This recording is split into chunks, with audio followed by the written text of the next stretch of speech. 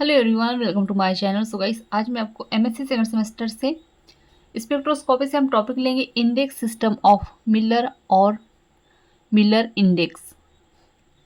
तो most time topic है, हमेशा एग्जाम में आते रहता है और आपको इसको अच्छे से कंप्लीट करके जाना है। ठीक है, तो चलिए वीडियो को स्टार्ट करते हैं। तो इस सिस्टम के अकॉर्डिंग फेस, फलक और प्लेन को तीन पूर्णांकों यानी KHL के रूप में व्यक्त किया जाता है।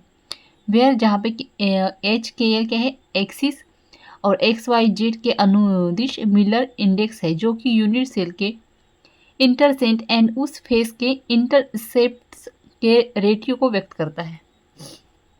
अब यहाँ पे देखिएगा ये क्या कह रहा है कि एक सिस्टम के अकॉर्डिंग, ठीक है, एक सिस्टम लेंगे हम इसमें जो क्या फलक और प्लेन के लिए होता है, को तीन पूर्णांकों, ठीक है, तीन पूर्णांकों के रूप में व्यक्त किया जाता है। ठीक है, किसको, एक सिस्टम को अकॉर्डिंग फेस के, ठीक है, मतलब कि हम इसके बाद क्या कर रहे हैं, यहाँ पर इंडेक्स सिस्टम की बात कर रहे हैं। इंडेक्स सिस्टम के लिए हम तीन पूर्णांकों को लेते हैं, पूर्णांक लेते हैं। ठीक है, उनको हम किससे व्यक्त करते हैं, HKL से व्यक्त करते हैं। ठीक है, और जो एक्सिस होते हैं उनको हम किससे व्यक्त करते हैं, XYZ के से व्यक्त करते हैं। ठीक है, अब आगे देखते हैं। तो क्या है, मिलर इंडेक्स जो कि यूनिट सेल के इंटरसेंट एंड उस फेस के इंटरसेप्ट्स को रेटियो को व्यक्त करता है। ठीक है, आगे देखेंगे।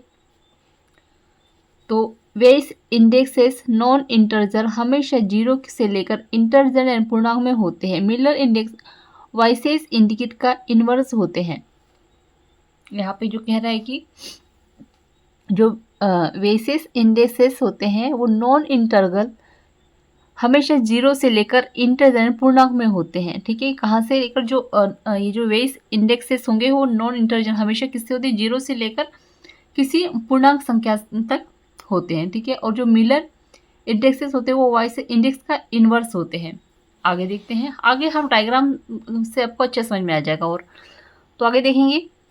अब आगे कह रहा है कि किसी फेस के मिलर इंडेक्सेस ज्ञात करने के लिए उस फेस से वेस इंडिसेस ज्ञात करते हैं एंड उनका इन्वर्स लिखते हैं। इन्वर्स को किसी ऐसी छोटी से छोटी राशि से गुणा करते हैं कि तीनों अंक इंटरजर में प्राप्त हो जाए, ये ही मिलर इंडेक्स है। ठीक है, एग्जाम्पल के लिए जैसे कि डायग्राम में दिया गया है यहाँ पर फेस ABC वाइस पैरामीटर ये है 1/2A, 3/2B और 3C है। अतः वाइस इंडेक्सेस इनको इतना होगा। ठीक है, 1/2, 3/2 और 3 होंगे। ठीक है,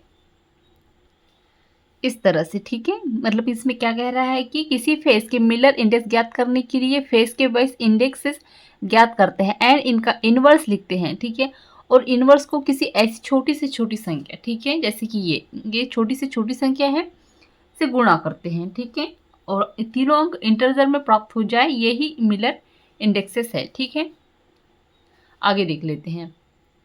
अब यहाँ पे वेस इंडिसेस इन्वर्स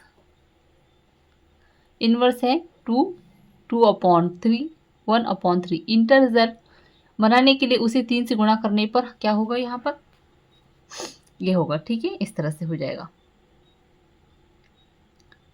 यहाँ पर 3 एकम 3 से गुणा करेंगे, यहाँ पर 2 एकम 2 से, और ये यहाँ पर 6 आ जाएगा।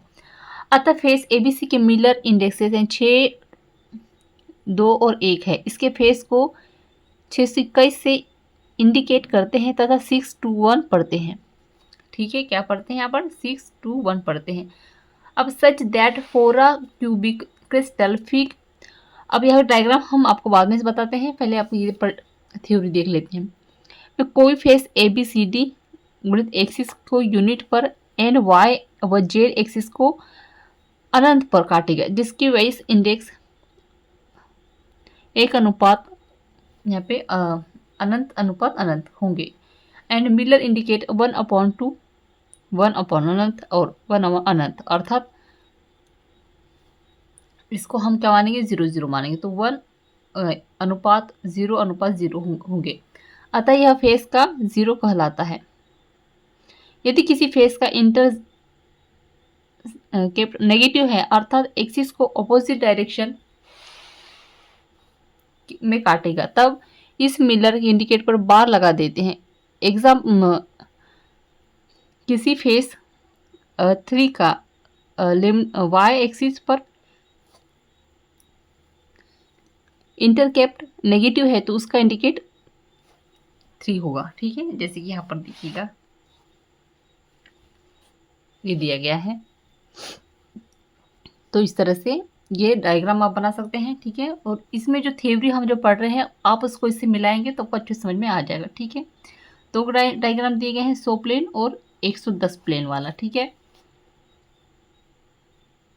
तो ये जो हाँ अभी एक्सिस वाला जो हमने एक्स वाई और जेड ये एक्सिस है और ये इस तरह से दिए हैं। ठीक है, ये जेड एक्स और ये वाई, इस तरह से आप डायग्राम को पढ़कर समझ सकते हैं। आगे देखते हैं, interplanar spacing in a crystal system, किसी क्रिस्टल के 2 पैरेलल फेसेस के मध्य की डेंसिटी को डी एन के एल से डिनोट करते हैं। क्यूबिक कैटिकस के लिए इसे निम्न इक्वेशन से शो करते हैं, जैसे कि 1/d(n)k(l)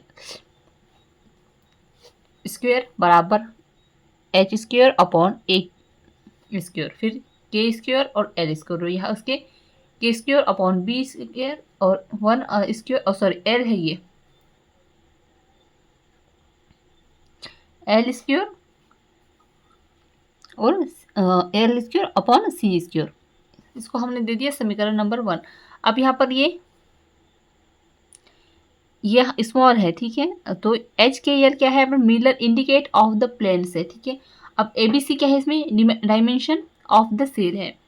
फॉर 0 क्यूबिक सिस्टम यानी ए बराबर बी बराबर सी, देन फ्रॉम इक्वेशन होगा तो डी एन के एल बराबर, इसको आप इस तरह से लिख सकते हैं अल्फा अपॉन, करने में लिखेंगे हम यहाँ पर एच स्क्वेयर प्लस के स्क्वेयर प्लस एल स्क्वेयर। ठीक है, इसको नाम दे दिया हमने समीकरण नंबर 2। अ 4 डिटरजेनल सिस्टम, ए यहाँ पर क्या है, ए बराबर ए और ए बी बराबर है पर सी नहीं है, सी। ठीक है, यहाँ पर इसलिए इस तरह से आ जाएगा ये। तो यहाँ पे क्या है, हमारा टॉपिक एंड होता है। सो आई होप आपको अच्छे समझ में आ गया होगा। और आपको अगर इसको अच्छे समझना है तो आपको क्या आप क्या करेंगे, सबसे पहले डायग्राम बना लीजिएगा। ठीक है, मैंने ये इधर डायग्राम बनाया, तो ये वाले दोनों डायग्राम है इसको आप यहाँ पर बना लीजिएगा आगे भी। ठीक है, और इसको आप देखकर समझेंगे तो और अच्छे समझ में आ जाएगा।